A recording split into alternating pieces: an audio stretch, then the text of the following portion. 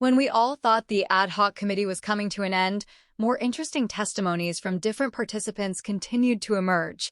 Julius Mkhwanazi has exposed more intriguing details about the controversial businessman Cat Matlala, who is currently being held at CMAX prison. What he revealed may add to the challenges Cat Matlala is facing and could potentially result in a custodial sentence. He was also questioned about Witness D, and the answers he provided shocked many. He spoke about his qualifications, his relationship with Cat Matlala, and what he described as disturbing internal issues within the EMPD that were previously unknown to the public. Stay with us until the end of the story, and please do not forget to hit the like button and subscribe for more updates.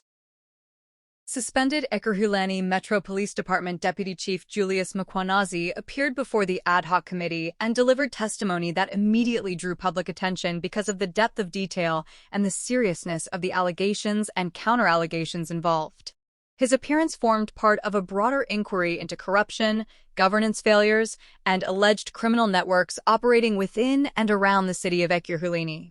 Throughout his testimony, Mkhwanazi attempted to present himself as a professional law enforcement officer who had been unfairly targeted, while simultaneously acknowledging a personal and financial relationship with Vusimuzi Cat Matlala, a man widely described as an alleged crime kingpin. Mkhwanazi told the committee that he developed what he described as a brotherly relationship with Matlala after meeting him to discuss business matters. This statement alone raised eyebrows as it suggested a level of closeness that many believe is inappropriate for a senior police official, especially when dealing with a figure later accused of serious crimes. Mkhwanazi did not shy away from this description, insisting that the relationship was not criminal in nature and that it evolved in a context he believed to be legitimate at the time. During his testimony, Mkhwanazi stated that he was investigated for allegations he insists he did not commit. He accused Vusimuzi Cat Matlala of lying under oath and maintained that the issues under investigation had been misrepresented both publicly and within official processes.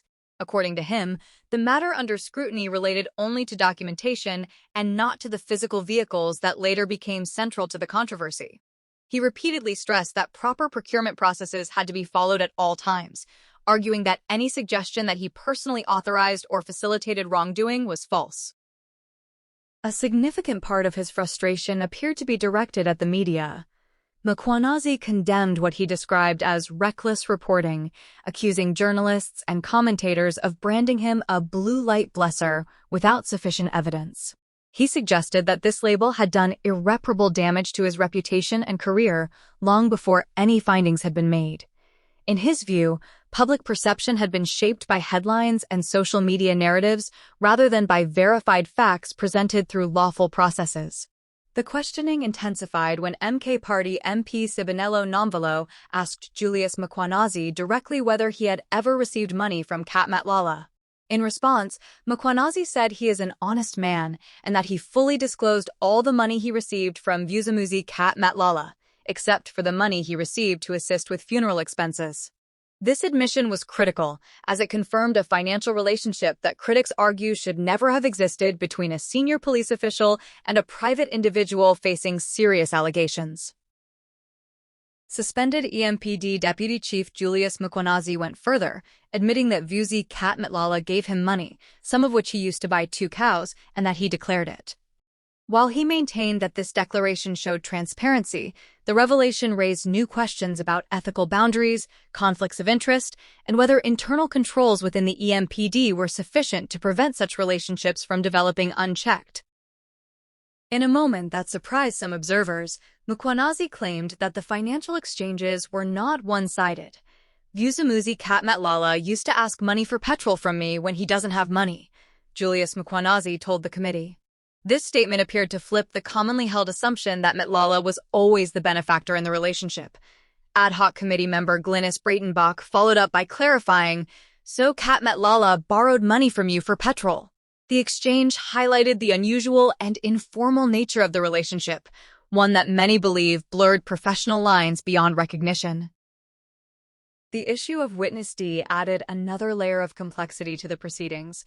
Mkhwanazi was asked about allegations that he was involved in plotting the assassination of Witness D, claims that have circulated widely in public discourse. He denied these allegations outright. "I don't know witness D, Marius van der Merwe." Julius Mkhwanazi told the committee. He stated that he did not know witness D, had never seen him, and only became aware of his existence after he was shot dead. This denial directly contradicted claims made elsewhere and left the committee with the difficult task of weighing conflicting versions of events. Central to the controversy surrounding Mkhwanazi is the issue of blue lights and the donation of vehicles to the EMPD. The narrative that private vehicles linked to Matlala were fitted with blue lights and used improperly has been one of the most damaging allegations against him. Mkhwanazi strongly rejected this version of events. "Blue lights was never a plan, and I must mention that. I raised it many times that, show me the photos of these 4 vehicles, show me where you stopped them, show me where you got blue lights, because this story was on Instagram, and within our media team, they were calling me blue light blesser."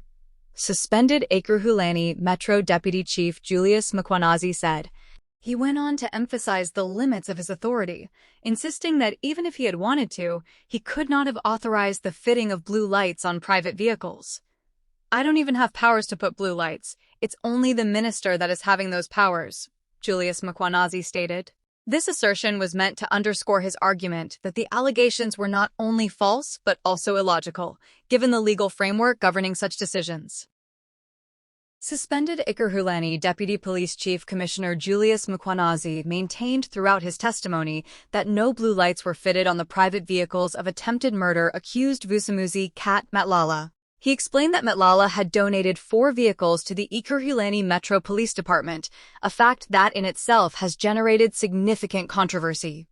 Donations of this nature are often scrutinized for potential influence or quid pro quo arrangements, especially when they come from individuals later implicated in criminal activities.